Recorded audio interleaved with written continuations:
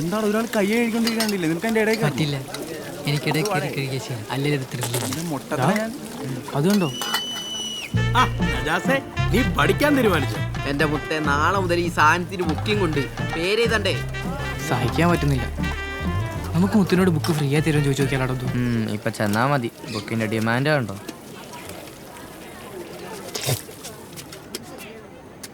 നിന്റെ അബ്ദു, നമുക്കത് കോപ്പനോട് പറഞ്ഞു കൊടുത്താലോ? അത് പിന്നെ കാണാൻ പോലും കിട്ടൂല.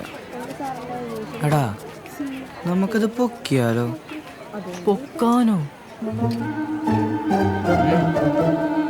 മധ്യഭാഗം ഉയർന്നു കാണപ്പെടുന്ന ലെൻസുകളാണ് ഉത്തല കാചങ്ങൾ അഥവാ കോൺവെക്സ് ലെൻസ്.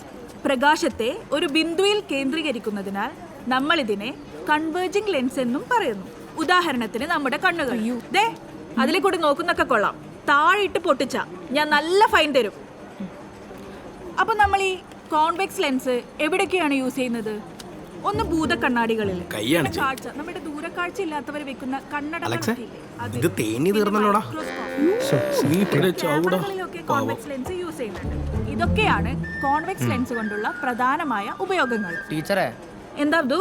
അതെ, ഞാൻ ടെക്സ്റ്റ് എടുത്തത് മാറിപ്പോയി. കെമിസ്ട്രി ആയിപ്പോയി. ഫിസിക്സ് എടുത്തിട്ട് ഫിസിക്സ് ടെസ്റ്റ് എടുത്തിട്ട് വേടാ. Thank you teacher. ചിലപ്പോ നീ ജീവിച്ചിരുന്ന